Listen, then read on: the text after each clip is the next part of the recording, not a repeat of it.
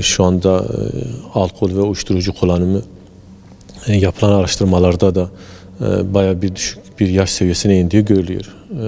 Hatta 14 yaş ve daha aşağı yaşlara indiği bu rahatlıkla görülebiliyor. Tabii bunun bu kadar yaygın kullanımı konusunda işin gerçeği biz endişeliyiz.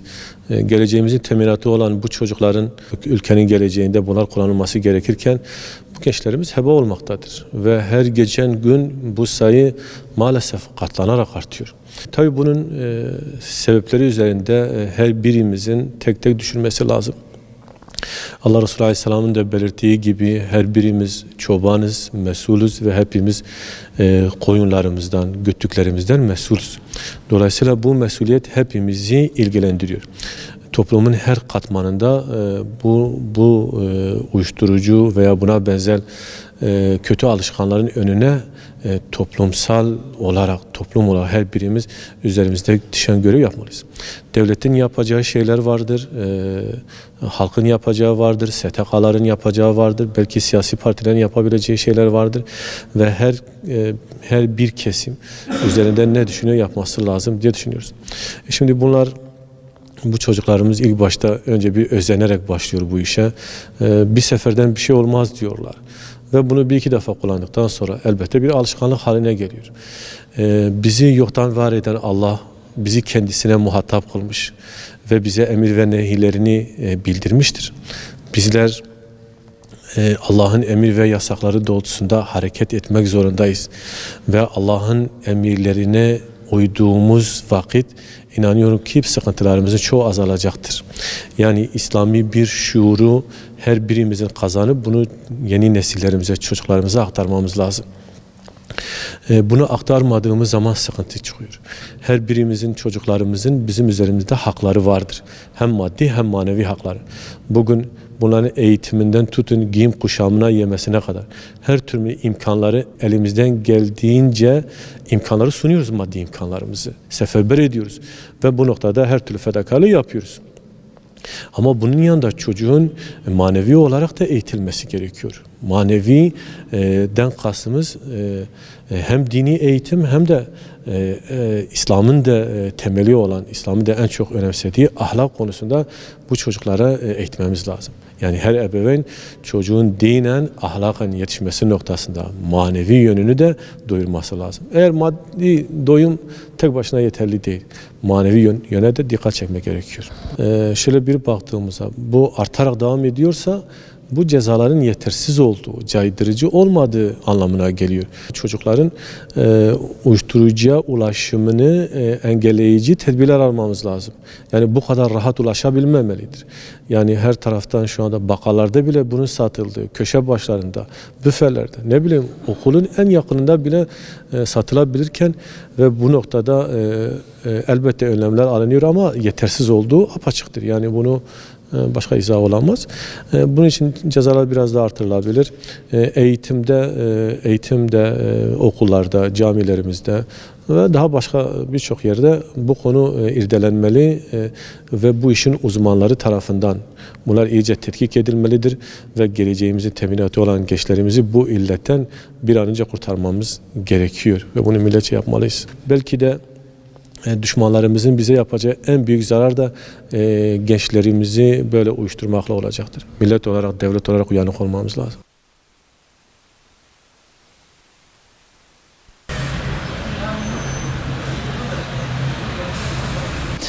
Uyuşturucu ve madde bağımlılığı maalesef toplumun büyük bir sorunu haline gelmiştir. Uyuşturucu kullanma yaşı ilkokul yaşındaki çocuklara kadar da inmiştir. Bu da gerçekten hepimizi ilgilendiren büyük bir sorundur. Uyuşturucu ve madde bağımlılığıyla mücadele ile ilgili Genel Merkez Gençlik Kollarımız bir çalışma başlatmışlardır. Bunu gündeme taşıyıp yetkililerin daha çok bu sorun üzerine gidilip çözüm arayışlarına gidilmesidir. Bununla ilgili verilen cezalar da maalesef caydırıcı olmuyor. Yani uyuşturucu işlerini bulaştıran, gençlerimize bulaştıran kişiler ve çetelerle ilgili caydırıcı cezaların verilmesi gerekiyor. Biz de topluma hatırlatma olsun diye, uyarılarda olsun diye uyuşturucu kullanılma gibi çarşı merkezlerine brandalarımızı astık. Ve elimizden geldiğince bu alanda mücadele etmeye çalışacağız. Gençlerimizi kazanma adına. Ülkelerin geleceği gençlerin eliyle olur. Eğer bu gençlik bataklığa sürüklenmişse, uyuşturucu ve madde bağımlılığının çukuruna düşmüşse, ülkenin geleceği de karanlıktır demektir. Bununla ilgili denetimlerin artırılması lazım ve caydırıcı cezaların verilmesi lazım.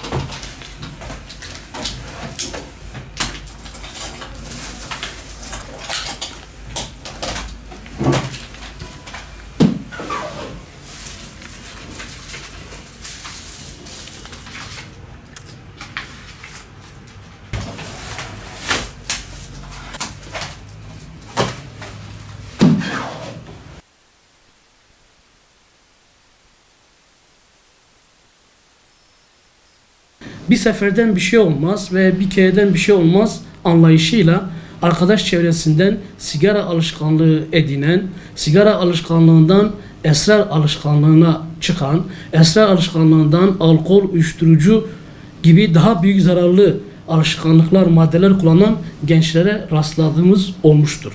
Şimdi kötü alışkanlıklardan nasıl koruyabiliriz çocuklarımızı?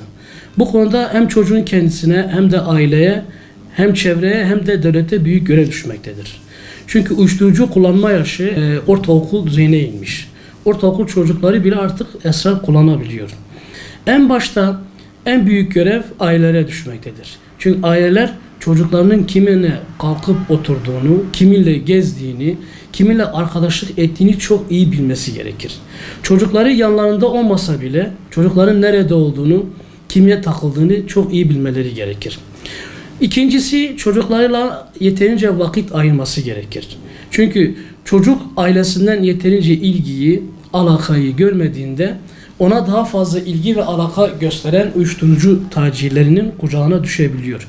Bunun dışında devlet sanki sadece uyuşturucu satıcılarını veya okul önlerinde bu işi yapan, bu işi kullanan, uyuşturucu kullanan veya satıcı durumda bulunan insanlara el atmakla çözüme ulaşacağını zannediyor. Ama bu doğru bir yöntem değildir. Asıl sivrisineklerle uğraşmak yerine bataklıkla uğraşma daha mantıklı olacaktır. Devlet bu işin baronlarına, bu işin satıcılarına, bu işin ticaretini yapan, geleceğimizi karartan, çocuklarımızın hayatını mahveden insanlara el atmadığı müddetçe bu işin çözümü biraz zordur. Artı medyada, görsel, internet, yazılı medyada ki bakıyoruz çok kolay içki ve alkol reklamı yapılabiliyor. Oynanan bütün dizilerde her sofrada hemen hemen her sofrada içki meze olarak bulunuyor. Bu ister istemez gençlerimizin o tür zararlı alışkanlıklara özentiyle bakmasına sebep oluyor. Bu işin tedbirini kim alacak? Tabii ki devlet alacaktır. Devlet bununla ilgili gerekli yasa düzenlemelerini yapması gerekir. Yasalar çok daha caydırıcı ve cezalandırıcı olması gerekir. Bu işle uğraşan, geleceğimizi karartan, gençlerimizi uyuşturucu bataklığına veya esrar bataklığına müptela kılan insanlara en ağır cezaların verilmesi gerekiyor. Asıl mesele hastalığı kökten çözmek istiyorsak bir müdahale lazım, bir ameliyat lazım yani tabiri caizse. Bataklığı kurutmak lazım. Bu işin satıcılığını, patronluğunu, balonluğunu yapan insanları müdahale etmek gerekir. En büyük ağır cezalar cezalandırmak gerekir. Alkol ve uyuşturucu gibi zararlı maddelere ulaşımın çok kolay olmaması gerekir. Onlara ulaşmanın önüne engeller getirilmesi gerekir. En büyük sorumluluk ve en büyük görev devlete düşmekle beraber tabii ki normal vatandaşa da devletin diğer kurum ve kuruluşlarına da çok büyük görev düşmektedir. En başta okullarımız, eğitim yuvalarımız, camilerimiz, mahalle muhtarlıklarımız bu konuya el atıp uyuşturucu bağımlılığı ile ilgili konferanslar düzenleyebilir. Ev ev dolaşıp, kapı kapı dolaşıp bu konuda halkında bir farkındalık oluşturabilir. Özellikle cami imamlarımız hutbelerde sık sık bu konulara değinip gençlerin bu illetten uzak durması ile ilgili hutbeler verebilir, vaazlar verebilir. Okullarda bazen seminerler düzenlenmektedir. Uzman kişiler çağrılıyor. Okul öğrencilere yönelik konferanslar yapılıyor. Yeterli değildir. Bunların çok daha sık yapılması gerekir.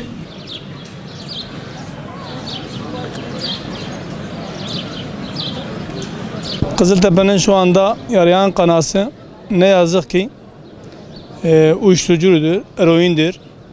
Kızıltepe maalesef eroine, uyuşturucuya teslim olmuş bulunmaktadır. Ne çocuklarımız rahat okula gidebiliyor, ne vatandaşlarımız parklarda oturabiliyor. Bu konuda hem Kaymakam Bey'in hem il ve ilçe emniyet müdürlerimiz güzel çalışmalar oluyor ama yetersizdir.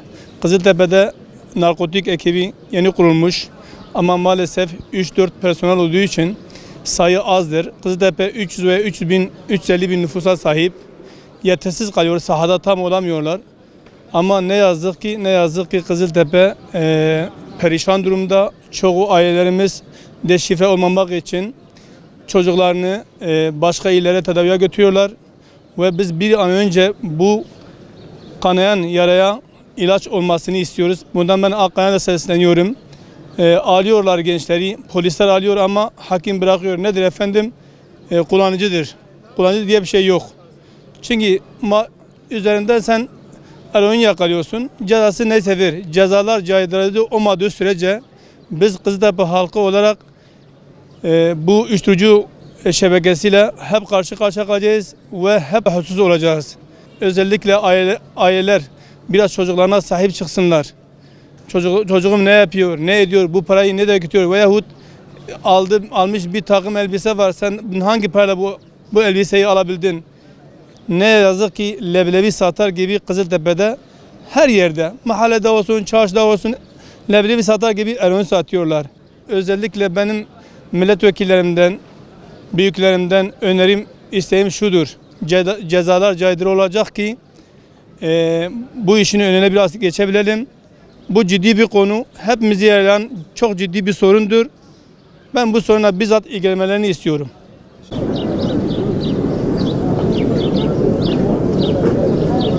Tedbir disinince ama ne yeterli. Zarokê me li vê de gelekî perişanın. En azında gerek vane emniyet güçleri yani hinekî bêtir alakalı bin servê dawê û servê dawê bisekinin. Heya zarokekî em yetiştirmiş dikin em wan digînin maksada û amaca wan li vê derê harcanmış dibin. Yani vê yüzê ez dixwazim en azında hinekî ev dawa bê gündemê bêtir li ser bisekinin. Ya o ceza li vê derê aslında ne yeterli. Genellikle eğer hırsızlık ve eğer vakidin be aynı vakvi suci vade gitte girtin direktmen yani zaman cinakeve disajı van berdin serbest berdin. Aslında bana en azında yani ev işe gikerine lugor ve caydırıcı ceza kebi.